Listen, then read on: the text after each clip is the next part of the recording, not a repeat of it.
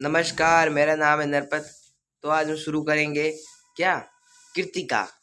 आज हम शुरू करेंगे कृतिका पूरी कंप्लीट। और ये मैं कह रहा हूँ 30 मिनट के अंदर कंप्लीट। कोशिश पूरी रहेगी, अच्छे से समझाएंगे ये। इसलिए इसलिए 30 मिनट ले रहा हूँ, या मैं 10 मिनट पे भी 10 मिनट में भी ये कंप्लीट करा सकता हूँ पूरा। पर आराम से पढ़ेंगे ना। ये लास्ट है, ग्रामर हमने पूरी कंप्लीट करा दी, इसलिए ठीक आराम से। तो आराम से पढ़ेंगे। तो कृतिका का पहला पार्ट है ये, माता का आंचल। तो वस्तुनिष्ठ क्वेश्चन शुरू करते हैं, ठीक। इसमें क्योंकि लेख पूछते नहीं है, ठीक। माता का अंचल कृति के रचनाकार है क्या? कौन है? शिव पूजन साहे। इसके बाद दूसरा क्वेश्चन है, देहाती दुनिया उपन्यास से लिया गया पाठ है क्या? माता का अंचल। तीसरा क्वेश्चन है, माता का अंचल पाठ में लेखक का असली नाम क्या है? भोला भोलानाथ नहीं है, तारकेश्वर नाथ, ठीक। चौथा क्वेश्चन है कि भोलेनाथ के पिताजी के समय उनके मस्तक पर किसका तिलक लगाते थे? ये भभूत का लगाते, ठीक। छठा क्वेश्चन पांचवा पढ़ लेते हैं, राम नामा भाई में लेखक के पिताजी कितनी बार राम नाम लिखते थे? 1000 बार। तो छठा क्वेश्चन है कि रुको 2 मिनट। छठा क्वेश्चन है कि उत्तान शब्द का क्या अर्थ है? तो अर्थ है पीठ के बल लेटना,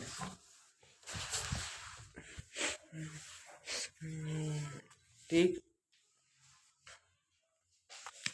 इसके बाद सातवां क्वेश्चन, माता के अंचल पाठ के लेखक को बचपन में किससे अधिक लगाव था? तो पिता से बहुत ज्यादा लगाव था। मैं भाई पहली बार देखी। 8वां प्रश्न है कि बचपन में लेखक अपने पिताजी के साथ कौन सा खेल खेलता था? कबड्डी, रस्साकशी, कुश्ती, फुटबॉल। इसका आंसर है कुश्ती। औकात गणी है वो। ये कंप्लीट। इसके बाद चलते हैं किसमें, नवे प्रश्न बात बताओ। नवो प्रश्न है, मकई के खेत में किसका झुंड चर रहा था? भैंसों का। उसमें भैंसा सिक्के भी था साथ में। दूसरा क्वेश्चन है, चूहों के बिल में पानी डालने से बिल से क्या निकला? सांप। सांप, और क्या निकलेगा? सांप, स्नेक। 11 क्वेश्चन है, बुढ़वा बेईमान मांगे करेला का चोखा कहकर बच्चों ने किसको चिढ़ाया था? इसका आंसर है मुसन तिवारी को। आंसर। 12वां प्रश्न है, माता का अंचल पाठ किस शैली में लिखा गया है? तो आत्मकथात्मक शैली में। अमोला किसे कहते हैं? 13वां प्रश्न है, तो अमोला कहते हैं आम का उगता हुआ पौधा। 17वां प्रश्न है कि माता का अंचल पाठ में महतारी शब्द अर्थ है। महतारी शब्द का अर्थ क्या है? माता, ये याद रखना। 15वां प्रश्न है, लास्ट एमसीक्यू है ये। माता का अंचल पाठ में लेखक अपने पिताजी को क्या कहकर पुकारा करते थे? इसका आंसर क है, बाबूजी। पिता को बाबूजी क्यों पुकारा करते थे। इसका लघुतरात्मक क्वेश्चन, लघुतरात्मक क्वेश्चन की बात करें तो लघुतरात्मक क्वेश्चन है, तो अभी अगले पे चलते हैं। लघुतरात्मक प्रश्न है, ये एक सवाल कितने का है बताऊं? 2 नंबर का एक सवाल आता है लघुतरात्मक, 2 नंबर, ठीक। तो पहला क्वेश्चन है, माता का अंचल पाठ में लेख बालक भोलानाथ वो बाबूजी के मित्रवत प्रेम के साथ वात्सल्य भी उभरता है। 100 उदाहरण समझिए। उदाहरण बताना। ओहो, भोलानाथ के पिता एक सजग व स्नेही पिता है। उनके उनके दिन का आरंभ ही भोलानाथ के साथ शुरू होता है। उसे नहलाकर पूजा पाठ कराना, उसका अपने साथ घुमाने ले जाना, उसके साथ खेलना व उसकी बाल सुलभ क्रीड़ा से प्रसन्न होना उसके स्नेह व प्रेम को व्यक्त करता है। उसके जरा भी पीड़ा हो जाए तो वह तुरंत उसकी रक्षा के प्रति सजग हो जाते। गुरुजी द्वारा सजा दिए जाने पर वह उससे उनसे माफी मांगकर अपने साथ ही ले जाते हैं, ले आते हैं। क्वेश्चन 2, माता का आंचल रचना में बाल मनोभावों की अभिव्यक्ति करते करते लेखक ने तत्कालीन समाज के पारिवारिक परिवेश का चित्रण भी किया है। तो 100 उदाहरण बताइए। 100 उदाहरण बताना है तो इसका उत्तर है, लेखक का बचपन ग्रामीण परिवेश में व्यतीत हुआ है। तत्कालीन सामाजिक परिवेश में जीवों के प्रति आस्था भावना थी, जैसे मछलियों को आटे की गोलियां खिलाना। जो माता पिता बालकों से अधिक लगाव रखते थे, पिता के बालक के साथ कुश्ती लड़ते, खट्टा मीठा चुंबन मांग कर प्यार जताते थे और चुंबन में चुम्मा टेकते थे बच्चों को। उसके बाद उसके साथ साथ खेल खिलाते। माता उन्हें पशु पक्षियों की कहानी सुनाकर खाना खिलाती थी। इस प्रकार आज की तुलना में माता पिता अपने बच्चों के साथ ज्यादा समय व्यतीत करते थे।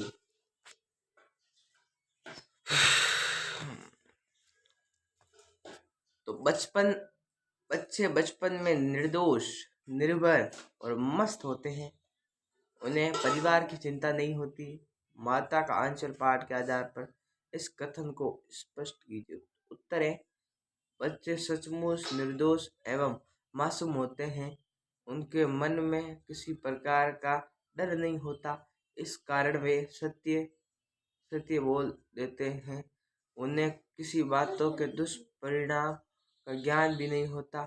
इसी कारण एक बुढ़े वर ने उन बच्चों के पीछे पड़कर दूर तक खदेड़ा। मूसन तिवारी को चिढ़ाने के कारण गुरुजी से मार खानी पड़ी। चूहे के बिल में पानी डालने पर सांप निकला तो उसे देखकर बेतहाशा आए और चोटें खाई। क्या बात है। चौथा क्वेश्चन लघुतरात्मक का कि आपके विचार से भोलानाथ अपने साथियों को देखकर सिसकना क्यों भूल जाते थे। ये इंपॉर्टेंट क्वेश्चन मैं पहले कह देता हूँ, ठीक, इंपॉर्टेंट है, ठीक, आराम से अच्छी तरह से लिखता हूँ, रुको 2 मिनट, इंपॉर्टेंट है ये, ठीक। चौथा प्रश्न इंपॉर्टेंट है। उत्तर देखते हैं कि लेखक की इच्छा के विपरीत उसकी माँ से नहलाती है, बालों में तेल डालती, बाल गूंथती और काला टीका लगाती है। तब वह सिसकने लग जाता है और सिसकते हुए जब बाहर आता है तब बाहर खड़े अपने साथियों को देखकर उसे खेलने की याद और उसके आनंद की अनुभूति होने लगती है, इसलिए वह सिसकना भूल जाता है। क्वेश्चन नंबर 5 है, इस उपन्यास अंश में 30 के दशक की ग्रामीण संस्कृति का चित्रण है। आज की ग्रामीण संस्कृति में आपकी किस तरह के परिवर्तन दिखाई देते हैं। प्रश्न क्या बोल रहे हैं, आराम से पढ़ो। इस उपन्यास अंश में 30 के दशक की ग्रामीण संस्कृति का चित्रण है। आज की ग्रामीण संस्कृति में आपको किस तरह के परिवर्तन दिखाई देते हैं। तो इसका उत्तर देखते हैं। इस पाठ में जिस ग्रामीण संस्कृति का चित्रण लेखक ने किया है वो संस्कृति पूरी तरह से बदल चुकी है, क्योंकि अब वैज्ञानिक प्रकृति और शहरी सभ्यता बढ़ते प्रभाव के कारण ग्रामीण संस्कृति अछूती नहीं रही। आजकल गाँव में भी रहन खान पान आदि सब शहरों के तर्ज पर होने लगा है। पहले ग्रामीण निस्वार्थ भाव से एक दूसरे की सहायता करते थे, परंतु अब स्वार्थ ज़्यादा बढ़ रहा है। अब गाँव में भी दूषित राजनीति के कारण लोगों के अंदर जाति धर्म संप्रदाय और अमीर गरीब जैसे भेद पनप गए हैं। ग्रामीण अंचल पर भी शहरी सभ्यता का प्रभाव आ चुका है। अब ग्रामीण जीवन की सरलता समाप्त सी हो गई है। छठा क्वेश्चन है माता का आंचल से कि लघुतरांत में कि माता का अंचल पाठ से आपको बाल स्वभाव की कौन सी जानकारियां मिलती हैं, लिखिए। तो अब बताते हैं। माता का अंचल पाठ से पता चलता है कि बच्चे अपने सुख दुख को मन में ही नहीं रखते हैं। यदि वे कभी दुखी होते तो उसे रो धोकर प्रकट कर देते हैं। कभी वे प्रसन्न नहीं होते, वे हंसी खुशी के साथ प्रकट कर देते हैं। इसलिए सीखते एकदम हंस पड़ता और खेलने में तल्लीन रहना के लिए अस्वाभाविक होता है। उनके सामने कोई रुचि का प्रसंग आने पर अपने तनाव दुख को भूलकर हंसते खेलने लग जाते हैं। सातवां प्रश्न है, देखते हैं। सातवां प्रश्न है कि महतारी के हाथ से खाने पर बच्चों का पेट भी भरता है, ऐसा क्यों कहा गया है? माता का अंचल पाठ के आधार पर संक्षेप में लिखिए। तो उत्तर है महतारी यानी कि माँ बच्चे को खेल खेल में कहानी सुनाकर बड़े ही प्यार से खाना खिलाती है।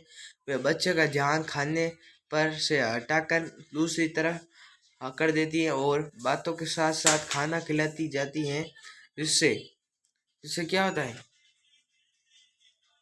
जिससे बच्चे का पेट भर जाता है।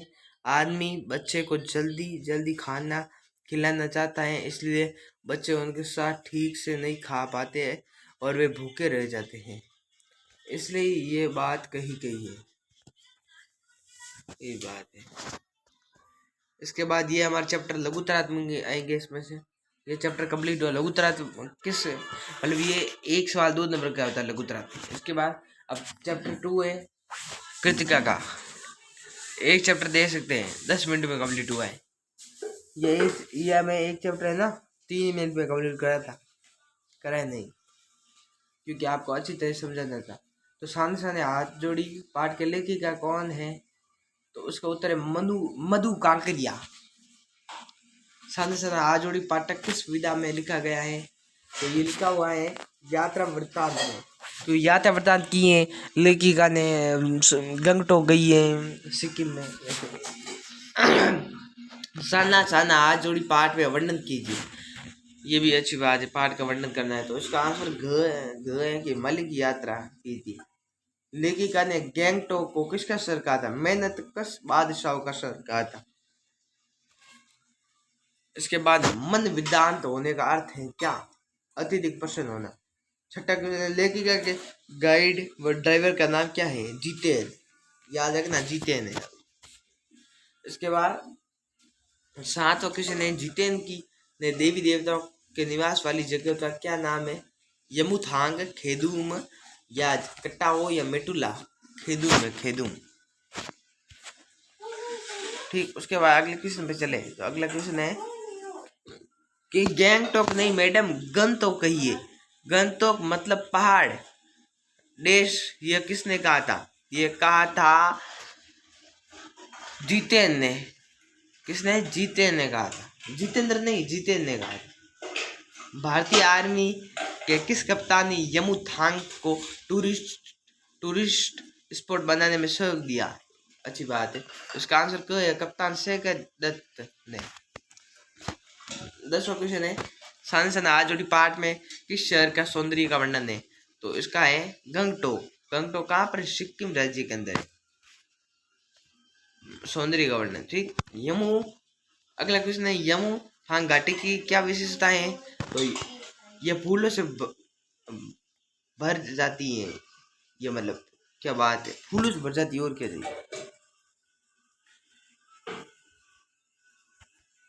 इसके बाद 12वां क्वेश्चन है, जितेन ने यमु थांग घाटी में किस फिल्म की शूटिंग होने की बात कही है? तो इसका आंसर क्या है? गाइड मूवी कौन सी पता नहीं। इसके बाद 13वां क्वेश्चन है, गंगटोक के श्वेत पताकाएं किस अवसर पर फहराई जाती है? शांति के अवसर या युद्ध के अवसर या शोक के अवसर? तो इसका आंसर ग है, शोक के अवसर। क्या? शोक के अवसर, ग आंसर है इसका। 17वां क्वेश्चन है, लेखिका ने साना हाथ जोड़ी प्रार्थना किससे सीखी थी? तो इसका आंसर ग है, नेपाली युवती से साना हाथ जोड़ी किससे सीखी थी? प्रार्थना है। ओहो, संसदा हाथ जोड़ी, ओहो, इसलिए पाठ का नाम संसदा हाथ जोड़ी।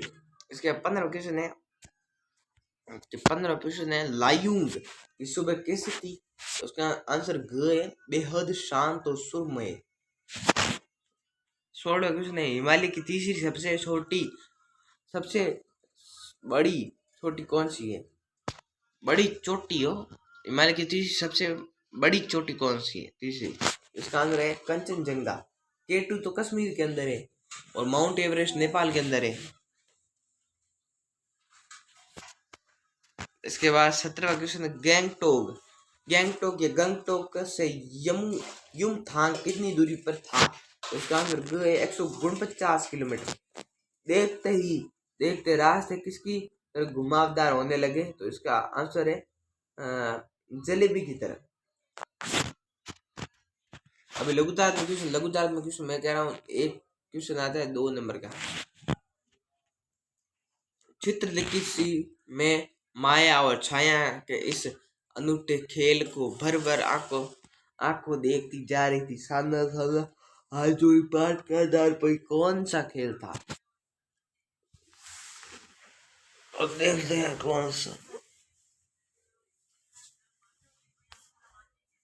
2 मिनट ब्रेक।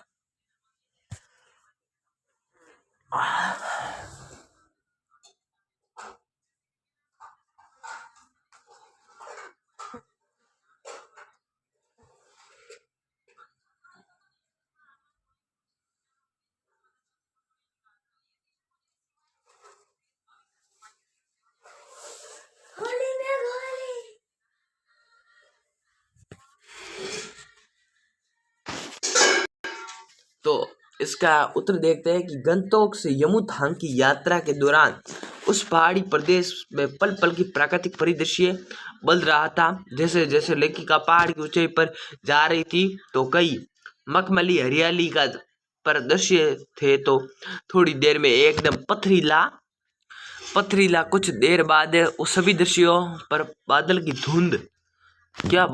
धुंध छा जाती है, जिससे सभी दृश्य गायब हो जाते हैं। इन्हीं प्राकृतिक लम्हों को लेखिका ने माया और छाया कहा है। किसको? धुंध और एकदम पथरीले जगह या ऊंचाई हरियाली, इस बात। दूसरा क्वेश्चन है मन काव्य मय को हो उठा, सत्य और सौंदर्य को छूने लगा। किस दृश्य को देखकर लेखिका का मन काव्यमय हो गया? ये भी अच्छा क्वेश्चन है। तो इसका आंसर है सिक्किम में यमुथांग की यात्रा के दौरान 7 सिस्टर्स वाटरफॉल के दृश्य को देखकर लेखिका की आत्मा को पहले मन काव्य में उठा, सत्य में सौंदर्य को छूने लगा। किस दृश्य को देखकर लेखिका का मन काव्य में हो गया? तो इसका उत्तर इतना देख लीजिए। संगीत सुनने लगी उस झरने के पास, लेखिका ने बिखरे पत्थरों पर बैठकर अपना पांव उस शीतल नीर में डुबोया, तो उस आत्मानुभूति से मन काव्यमय हो उठा। क्वेश्चन नंबर 3 है कि जितेन नार्गे ने धर्म चक्र की क्या विशेषता बताई है? सन हाथ जोड़ी अध्याय के आधार पर लिखिए। तो तीसरा क्वेश्चन था, उत्तर है इसका लेखिका सिक्किम की यात्रा पर गई थी। सिक्किम की राजधानी गंगटोक से यमुथांग जाते वक्त एक जगह पर एक कुटिया में घूमता चक्र देखा। पूछने पर नार्गे ने बताया कि यह धर्म चक्र प्रेयर व्हील, इसको घुमाने से सारे पाप धुल जाते हैं। मतलब इसका अर्थ आता है कि सभी अंधविश्वास मानते ही है। क्वेश्चन नंबर 4 है मेरे लिए यात्रा सचमुच की खोज यात्रा थी। लेखिका के इस कथन को साना हाथ जोड़ी की पाठ के आधार पर स्पष्ट कीजिए। तो इसका उत्तर है गंगटोक से यमुथांग और आगे कटाव तक की यात्रा लेखिका के लिए खोज यात्रा थी। लेखिका ने प्रकृति के अद्भुत सौंदर्य, उसकी सम्मोहक शक्ति, वहाँ के संघर्षपूर्ण जीवन का अनुभव किया था। उसने कहा पढ़ने वाले बच्चों की कठिनाइयों, डोकों ने बच्चे की पीठ में बांधे काम करती नगरियों को, भीषण सर्दी में भी सीमांत क्षेत्र में गश्त करते फौजियों को देखा। इन शक्तियों की अनुभूतियों के आधार पर लेखिका ने इस यात्रा को खोज यात्रा कहा है। क्या बात है। क्वेश्चन नंबर 5 है कि प्रकृति ने जल संचय की व्यवस्था किस प्रकार की है? तो उत्तर है यहाँ के हिम शिखर जल इस सब के समान है। सर्दियों में यह प्राकृतिक बर्फबारी करके हिम शिखरों के रूप में जल संग्रह कर लेती हैं, और गर्मियों में यही बर्फ की शिलाएं पिघलकर जलधारा का रूप ले लेती है। इस पानी से लोगों की प्यास बुझती है। ये जल संचय की एक अद्भुत व्यवस्था है। क्वेश्चन नंबर 6 कि गंतव्य को मेहनत कश बादशाहों का शहर क्यों कहा गया है? उत्तर है, गंतव्य को मेहनत कश बादशाहों का शहर कहा गया है क्योंकि यहाँ के स्थानीय निवासी बहुत मेहनती हैं। इसे दुर्गम पर्वत स्तर पर अपनी आवश्यकताओं को पूरा करने के लिए यहाँ के निवासियों को कड़ा संघर्ष करना पड़ता है। अनेक असुविधाओं के बीच भी वे अपना जीवन बादशाहों के समान मस्त अंदाज में बिताते हैं। इसके बाद जरा भी हीनता की भावना नहीं रखते हैं। उन्हें गंतों को कड़ी मेहनत से मनोरम बनाया है। गंतों के लोगों ने बेचारे बहुत अच्छे लोग थे गंतों। इसके बाद 7 क्वेश्चन ने लॉग स्टॉक में घूमते हुए चक्र को देखकर लेखिका को पूरे भारत की याद में एक सी क्यों दिखाई दी? ये प्रश्न मैं कह देता इम्पोर्टेंट।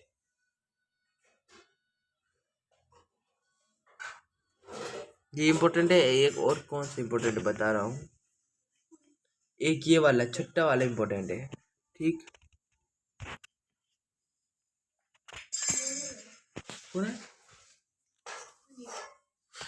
सात क्या उत्तर देखते हैं। अगला क्वेश्चन है, लॉग स्टॉक में घूमते हुए चक्र को देखकर लेखिका ने उसके बारे में पूछा तो पता चला कि ये धर्म चक्र है। इसके घुमाने पर सारे पाप धुल जाते। इस बात को जानकर लेखिका ने महसूस किया कि धार्मिक आस्थाओं के अंधविश्वासों के बारे में सारे भारत में एक जैसी मान्यता है। ये मैंने पहले भी कहा था इसके बारे में कि अंधविश्वास है। लोग पाप पुण्य की व्याख्या अपने अपने ढंग से करते हैं। इतनी वैज्ञानिक प्रकृति होने पर भी भारत के लोग पापों से छुटकारा पाने के लिए किसी न किसी अंधविश्वास का सहारा लेते हैं।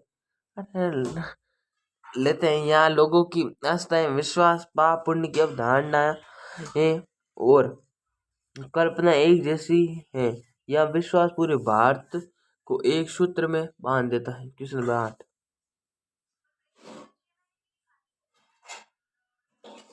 क्वेश्चन नंबर 8 है, प्राकृतिक सौंदर्य के अलौकिक आनंद में डूबी लेखिका को कौन कौन से दृश्य झकझोर गए?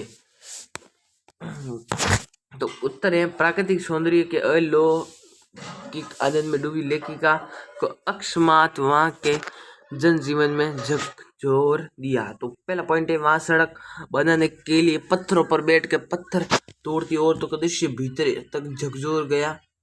उनके हाथों में कुदाल और हथौड़े थे। उनमें से कईयों की पीठ पर एक बड़ी टोकरी बंधे हुए थे। नदी, फूलों, वादियों और झरनों के ऐसे स्वर्गीय सौंदर्य के बीच भूख, मौत, दीनता और झिझी विषाक्त के बीच जंग जारी है। दूसरा पॉइंट है कि 7-8 वर्ष की उम्र के ढेर सारे बच्चे 3 किलोमीटर की पहाड़ी चढ़ के स्कूल जाते थे। अरे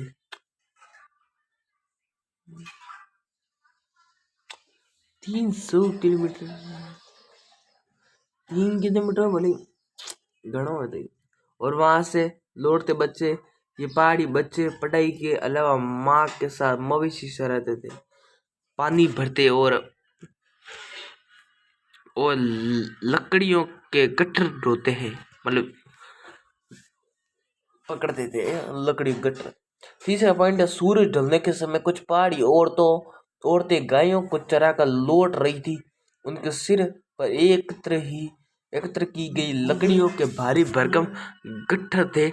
इसके साथ ही चाय के हरे भरे बागानों में कई युवतियां वोकू पहनकर चाय की पत्तियां तोड़ रही थी।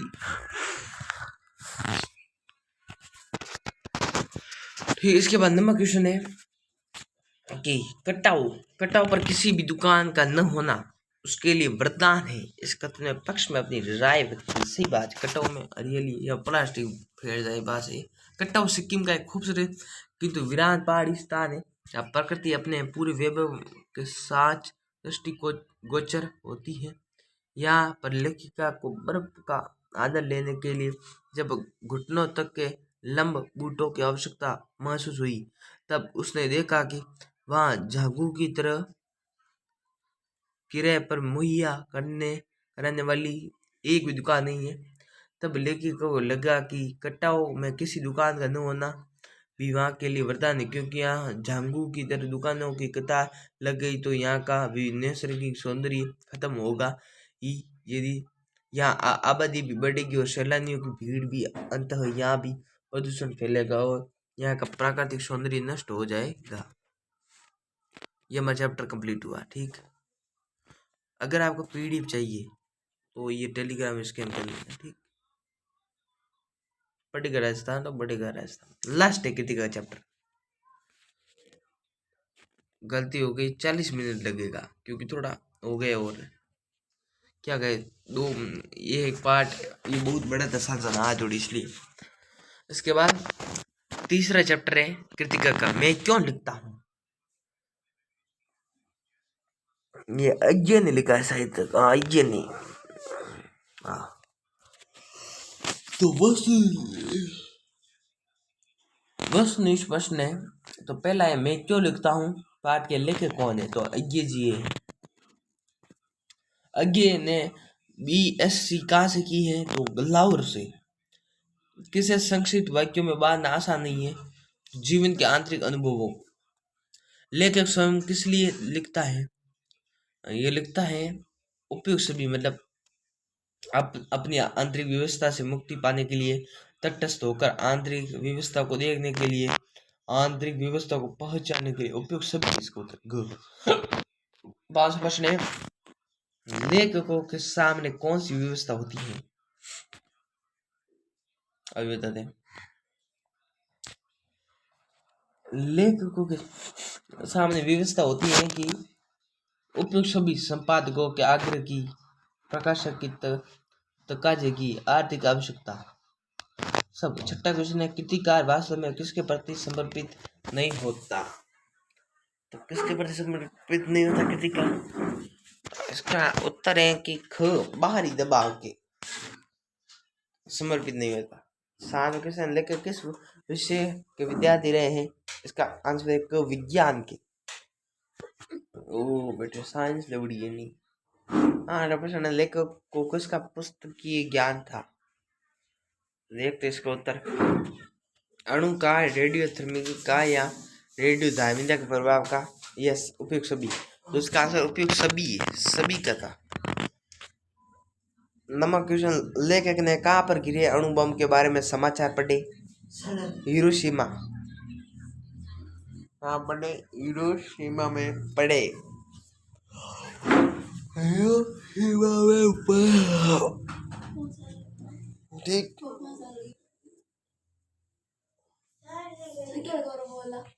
उसके बाद अगला क्वेश्चन देखे, तो अगला क्वेश्चन है नंबर क्वेश्चन है लेखक ने कहा पर गिरे हुए अणु के बम के बारे में समाचार पढ़े, तो हिरोशिमा में पढ़े थे।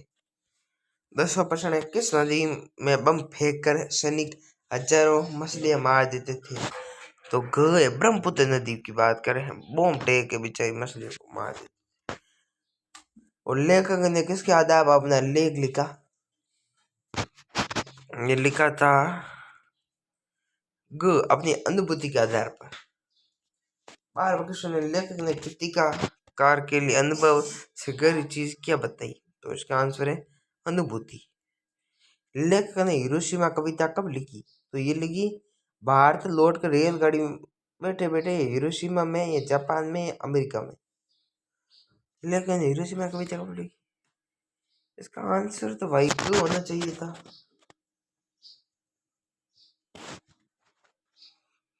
लिखा खोए उत्तर गलत होगा। ठीक, ग उत्तर इसका। लेखक का अनुभूति कब बन गया? अनुभूति कब बन गया? इसका आंसर है क। पत्थर का अंकित मानव की छाया देखकर। 15 कृष्ण ने अज्ञ के अनुसार पाठ के मोक्ष पाने का एकमात्र साधन क्या है? लिखना। 16वां कृष्ण ने अज्ञ जी के अनुसार किसके स्वभाव और आत्मानुशासन का महत्व होता है? कृतिका। अब लघुता तो कृष्ण आते हैं। 2 नंबर का एक सवाल। हिरोशिमा पहुंचकर लेखक ने कैसा अनुभव किया? उसकी मन की स्थिति का वर्णन अपने शब्दों में कीजिए। तो उत्तर है हिरोशिमा में पहुंचकर वहां के दृश्यों को देखने पर लेखक को अणु बम के विस्फोट की भयानकता का अनुभव हुआ। वहां की सड़कों पर घूमते हुए जले हुए पत्थरों की लंबी उजली छाया देखकर कवि को अनुभूति हुई कि रासायनिक हमले के शिकार व्यक्ति की क्या दशा हुई होगी। तब उन्होंने अनुमान लगाया कि मानो वहां कोई व्यक्ति खड़ा रहा होगा कि रेडियोधर्मी किरणें का शिकार हुआ, जिसने पत्थर तक को झुलसा दिया और उस व्यक्ति को भाव बनाकर उड़ा दिया। इसी प्रत्यक्ष अनुभूति से उन्होंने ये कविता लिखी। दूसरा प्रश्न, मैं क्यों लिखता हूँ? प्रश्न के उत्तर लेखक ने क्या कारण बताया? तो ये कारण बताया उन्होंने। उत्तर है लेखक स्वयं जानना चाहता है कि वह क्यों लिखता है। इसका उत्तर देना कठिन है, लेकिन लिखकर ही कोई लेखक अपने मन की विविधता को प्रकट करता है और आकुलता से मुक्त हो जाता है। यह अलग बात है कि प्रसिद्धि मिल जाने के बाद बाह्य विविधता के आधार पर भी लिखा जाता है। कुछ संपादकों के आग्रह से प्रकाशक के तकाजे से और कुछ आर्थिक आवश्यकता से भी लिखा जाता है, परंतु इसका संबंध आधुनिक अनुभव से अधिक रहस्य और यही इसका मूल कारण है। इसका मूल कारण यही है। तीसरा प्रश्न है कि लेखक की अभ्यंतर की व्यवस्था क्यों होती है? मैं क्यों लिखता हूँ पाठ का आलोक में उत्तर लिखिए। लेखक की अभ्यंतर व्यवस्था यह है कि वह स्वयं को पहचानने के लिए लिखता हुआ लेखक लिखकर अपने मन के अंदर की व्यवस्था को जानना चाहता है।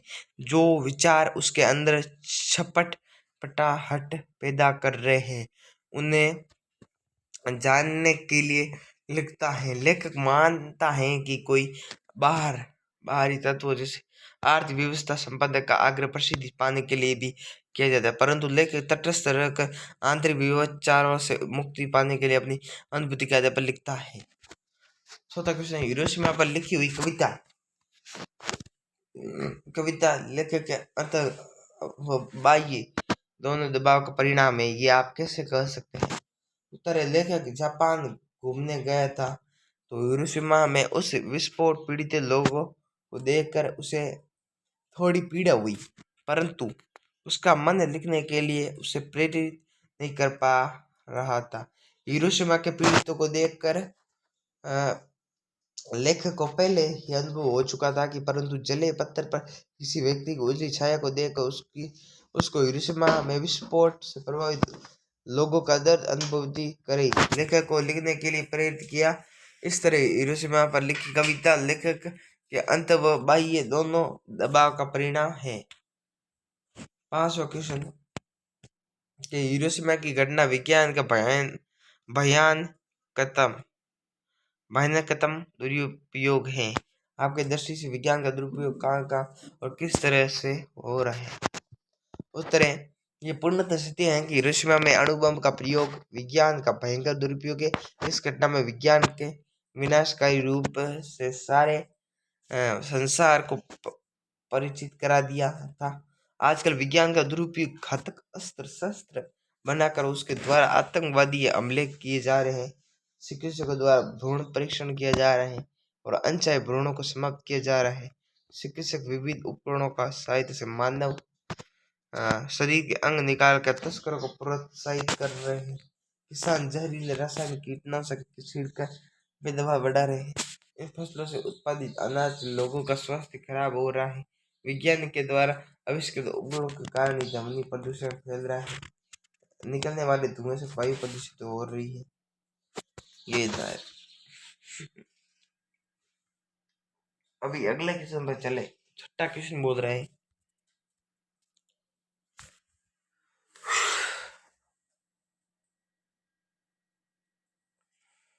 2 मिनट। छठा क्वेश्चन बोल रहा है कि एक संवेदनशील नागरिक की हैसियत से विज्ञान का दुरुपयोग रोकने में आपकी क्या भूमिका है। अच्छी बात कही है, क्या भूमिका रोकने में। तो उत्तर है कि एक संवेदनशील युवा नागरिक की हैसियत से विज्ञान का दुरुपयोग रोकने का में हमारी भूमिका यह है कि विज्ञान के जिस यंत्र की बुराई के बारे में जानता हूँ उसका उपयोग करने से या उसे दूर रहने का प्रयास करता हूँ। जैसे मैं प्लास्टिक की थैली तथा प्लास्टिक से संबंधित अन्य वस्तु का बिल्कुल उपयोग नहीं करता और न दूसरों के उपयोग करने की सलाह देता हूँ। फसलों की कीटनाशक एवं जहरीले रसायनों को छिड़कने की कभी भी कोशिश नहीं करता हूँ। भ्रूण हत्या जैसे बुरे कार्य करने की कोशिश करने की भी कभी भी सलाह नहीं देता। 7 है, हिरोशिमा में विज्ञान जिस तरह दुरुपयोग हुआ है वह मानवता के लिए खतरे का संकेत था। वर्तमान में ये खतरा और भी बढ़ गया। भविष्य में ऐसी घटना पुनरावृत्ति न हो, इस संबंध में अपने विचार स्पष्ट कीजिए। तो उत्तर है, हिरोशिमा में जिस तरह विज्ञान का दुरुपयोग हुआ है वो मानवता के इतिहास में काला दिन होने के साथ साथ मनुष्य के लिए कलंक भी है, मनुष्यता के लिए कलंक भी है। हाँ, विज्ञान को उत्तरोत्तर प्रगति के कारण ये खतरा दिनों दिन बढ़ता जा रहा है। ये यदि विज्ञान का दुरुपयोग न रोका गया तो मानवता के अस्तित्व के लिए खतरा बन सकता है। आज आतंकवादियों के द्वारा विभिन्न हथियारों का दुरुपयोग किया जा रहा है। वे कुछ ही देर में हजारों लोगों को मौत के घाट उतार देते हैं। वे विभिन्न देशों का परमाणु शक्ति संपन्न होना ठीक, परंतु उनके दुरुपयोग दुष्परिणाम पूरी दुनिया को भुगतना पड़ेगा। ऐसी घटनाओं की पुनरावृत्ति रोकने के लिए विश्व के विकसित एवं परमाणु शक्ति संपन्न देशों को आगे आना चाहिए। इसका दुरुपयोग रोकने के लिए सशक्त जन मत बनाना चाहिए। इन देशों द्वारा इन देशों पर तुरंत नियंत्रण लगाया जाना चाहिए। परमाणु बम बनाने के लिए आतुर हैं या जो अपनी परमाणु शक्ति की जांच अन्य छोटे देशों को दिखाते हैं। यदि ये देश इसके लिए तैयार नहीं होते तो उनके साथ आर्थिक और व्यापारिक संबंध समाप्त कर देना चाहिए। ये बात अच्छी है। तो यही है, ऐसे बोले क्या, यही बोलना है। तो ये मैंने कहा था व्यवहारिक व्याकरण, तो ये पढ़ा दिया आपको। व्याकरण है अपठित, क्या पढ़ा है इसमें अपठित वाला कि क्रांति करने वाले लोग होते हैं क्या, साहसी। ये अपठित वाले तो हम इसमें से हम जरूरी नहीं कि ही आए, हम अपठित आता है, मैं मानता हूँ, पर अपठित इसमें से नहीं आएगा। अपठित तो कहाँ से भी आ सकता है, वो तो हमने कभी पढ़ा नहीं है, वो भी अच्छा आ सकता है। तो इस प्रकार विज्ञापन लेखन भी मैंने व्याकरण में पूरा कंप्लीट बताया कि विज्ञापन लेखन कैसे लिखना है। कि पुस्तक प्रेमियों के लिए शुभ सूचना, आपके शहर में विश्व पुस्तक मेले का आयोजन दिनांक 1 जनवरी 2025 5 जून 2025 तक है। विज्ञापन पूरी बताई। रामलीला मैदान सीकर में मेले, ये सभी भाषाओं का अनेक लेखक प्रकाशकों पुस्तक से अच्छे मूल्य उपलब्ध है। आयोजक नेशनल बुक ट्रस्ट इंडिया, एक बार अवश्य पधारे।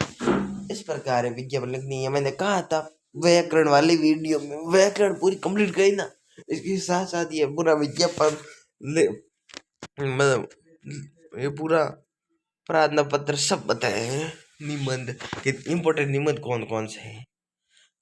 तो मैंने कहा था 40 मिनट में कंप्लीट होगा, तो 40 मिनट में कंप्लीट हो गया। पहले तो 30 मिनट में कहा था, पर ये थोड़े बड़ी थी, थोड़ी 3 चैप्टर आपको 100 दिखते पर है बहुत खतरनाक। तो अगर आपने वो पुराने गद्य खंड वाला वीडियो नहीं देखा, वन शॉट या काव्य खंड वाला नहीं देखा या व्याकरण नहीं देखी, तो पूरा चैनल देख लो, लाइव नहीं वीडियो वाले, तो आपको पता चल जाएगा कुल कितने वीडियो है अच्छे प्रकार से। और लाइक कर देना, सब्सक्राइब कर देना, इतना ही कह रहा हूँ। ठीक, ये मैंने करा दिया है पूरा। उसके बाद अभी सीधा 11 आइए, तो आज 10 मार्च को ये वीडियो आ गया है। रुको 2 मिनट। 10 मार्च को तो ये वीडियो आ गया है कि ये कौन सा है, ये वीडियो पूरा कि कृतिका का। उसके बाद 11 मार्च को आपका पूरा कंप्लीट क्या करेंगे, पूरा कंप्लीट कंप्लीट पूरी हिंदी करा देंगे पूरी वापस से। मतलब सिरतीज कराएंगे, गद्य खंड करेंगे, पद्य खंड करेंगे, व्याकरण करेंगे सब। तो हम मिलेंगे नेक्स्ट वीडियो में। Bye bye. ठीक।